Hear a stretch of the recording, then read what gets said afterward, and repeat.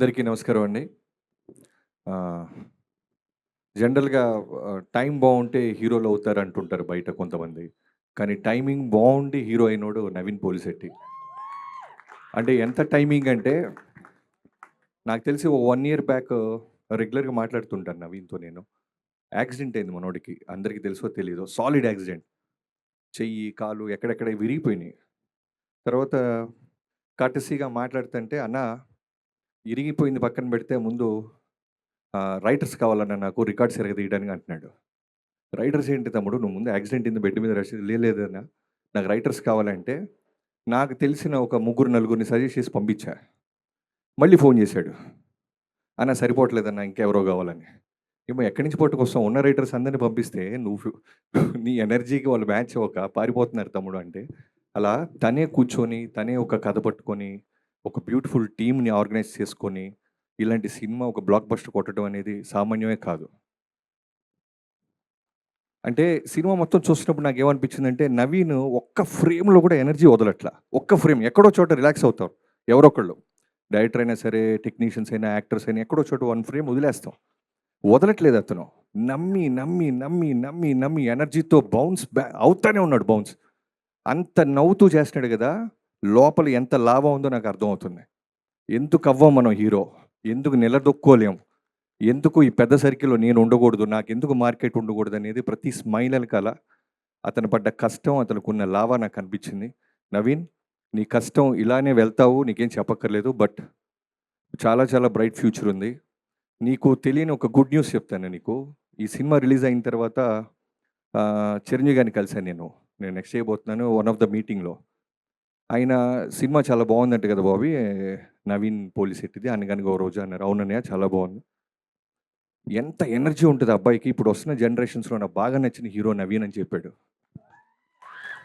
ఆయన cinema success అయ్యి ఆయన ఆనందంలో ఉంటూ నీ సినిమా సక్సెస్‌ని కూడా ఎంజాయ్ చేశాడు చిరంజీవి గారు. సో ఆయన కళల్లో పడి ఆయన మెప్పు పొందావు నవీన్.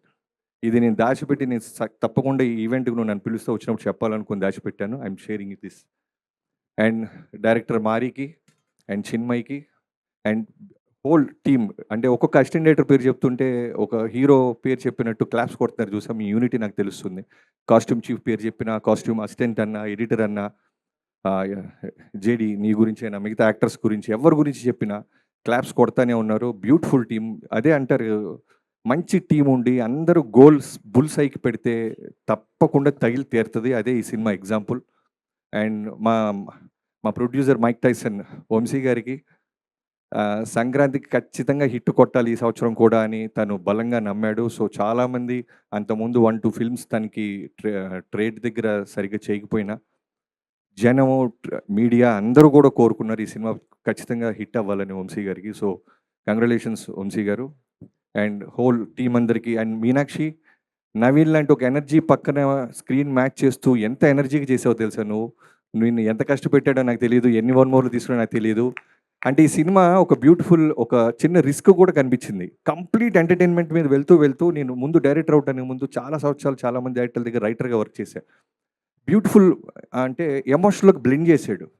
ఎంత రిస్క్ అంటే అది జనం అంతా కామెడీని ఎంజాయ్ చేస్తున్న టైంలో స్టోరీ టెల్లింగ్ అనేది ఒక మెసేజ్ ఓరియంటెడ్ కానీ ఇలాంటివి టచ్ చేయరు జనరల్గా.